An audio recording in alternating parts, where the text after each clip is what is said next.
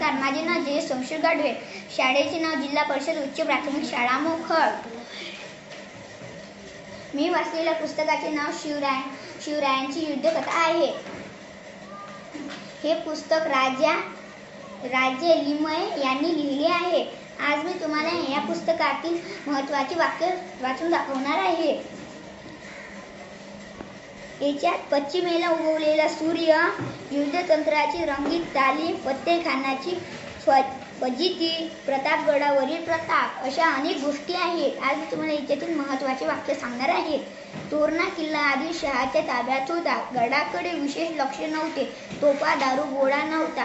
पहिल्या कलमाची रंगीत तालीम घ्यायला शिवरायाने लगेच साथीदारांना सूचना दिल्या. मावळ्यांच्या टोळ्या गडावरच्या पहारेकरांच्या पूर्ण फसवणूक करून गडात घुसल्या आणि मग मात्र अगदी अचानकपणे त्यांनी आधी गडावरील सर्व चौक्या ताब्यात घेतल्या आणि मग